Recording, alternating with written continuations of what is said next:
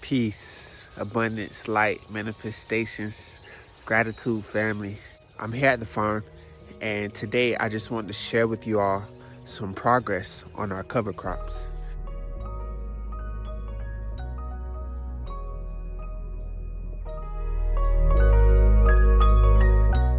Recently, we planted some buckwheat, hairy vetch, clover, and rye, as well as oats. Scratch the buckwheat. So we planted all those things except the buckwheat. But we planted buckwheat last year. But recently, we planted our rye, oats, our hairy vetch, and our clover, 2 nitrogens and 2 grasses in our spaces to help hold it down for the winter, so that for our spring planting we could just cut the grass and shape the beds up. That'll become our living mulch, and we'll get it popping. So the seeds, the sprouts are pretty much green, seemingly unaffected by the frost, and that is what I'm excited about. You can see the oats, kind of like a rye coming straight out of the seed. We got our crimson clover and our hairy vetch. So out here in Quincy, Florida, Zone 8B, it got around 28 degrees last night, and that's enough to bring that frost out. So we are excited about these cover crops. We're glad that they are growing, and we can't wait till they continue, because it's only going to get warmer from here. It's not going to get below 28 degrees for the rest of the season, fingers crossed. So I'm excited about that. Our cover crops, we planted them maybe 2 weeks ago, and this is how they look so far. If y'all notice these trenches up in the front, that's because of me trying to turn our BCS tractor around for the first time, not knowing really what I was doing. And we have pretty sandy soil, so I made these little trenches, but it's okay because I planted cover crops in them. One of the benefits of having cover crops in your space is that it keeps the ground covered and it keeps the root systems intact while you don't have any plants in the ground. The root system of the soil, meaning that different plants, their roots contribute to the system of the soil over time by serving the function of distributing nutrients throughout the soil. So by having our cover crops into the ground this season, they serve as a living mulch. Once we cut them, we're not going to till the ground again. We're just going to cut them, allow their roots to stay into the ground as the plants decay, and we're going to plant straight into those cover crops. And y'all going to watch it as we go throughout the process, so that way we can all see how it's popping. This is honestly our first time doing this. We read about this in books, but it's one thing to read and it's another thing to implement. So we're implementing our practices this year, and I'm highly excited about it. Another benefit to having cover crops, in addition to having the root system of the soil intact, is that they help protect the soil from the sun. The sun, the water, the wind, those things can all deplete nutrients. But when you have organic matter protecting your soil, it serves as a thin blanket for your soil. Having cover crops in your space is also good because it helps sequester nitrogen within your soil and making it available for plants.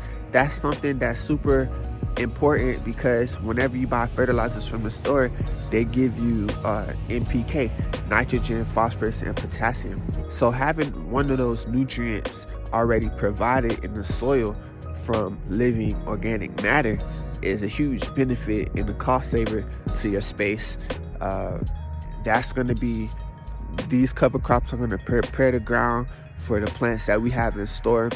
For most of our area where our cover crops are, we're going to have actually watermelon out here and some type of crop. We haven't decided which, because our watermelon we're going to plant 5 feet across from each other, 5 feed apart, but we also want to do some interplanting as well, make maximum use of our space. So whatever plants is going in the ground is about to be well fed, and that's what I'm looking forward towards. And I'm excited to take y'all with these journeys. So excited is the word of the day, everyone. Excitement. I hope y'all are excited about life. Take this opportunity to breathe and be thankful that you're here at this time, in this space, able to observe and interact with the life around you. So these grasses, what we'll do is we'll let the cover crops grow until the 2 weeks before our planting day. So for us, our last chance of frost is March 27th. If we were to wait till March 27th to plant, then we want to cut our cover crops 2 weeks before that. So we'll cut it between the 13th and the 15th. That's how we're gonna do it. And really probably most likely on the 15th. I think that's a Wednesday, don't quote me. But we're gonna cut our cover crops 2 weeks before it's time to plant.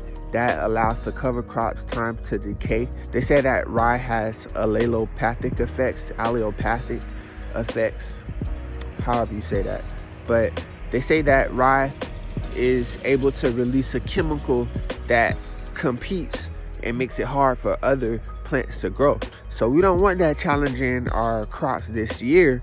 We want that to help fight off the weeds, which is another benefit of cover crops, is that they are great weed reducers. They help out compete with weeds that you don't want in your space. So these are just all around good things to have in your space. If you ever want to work on regenerating your soil, rebuilding your soil, and having sustainable practices, if you ever want to do that, just honor your soil by keeping some living things in the ground or covering it like we did over there with some type of black plastic. So always keep your soil covered and stay excited. One of the things we did was that we broadcasted these seeds by hand. It was a tedious job. It wasn't that serious. We just came out here on a hot day and we broadcasted these seeds. I'm very pleased with the coverage of the space, all the green. It's actually growing in this brown area, but this area had a significant amount of organic matter from what we cut down until this last season. So that's why that is the way it is. Some areas didn't have any organic matter, so they're more greener than others, but there are cover crops going in there. Also, the hairy vetch is a vining crop, so it's actually going to spread throughout the space and cover more area than we may have initially broadcasted. So I just want to share that with y'all. Make sure y'all stay tuned for more, and as always, thank you for being smarter by nature.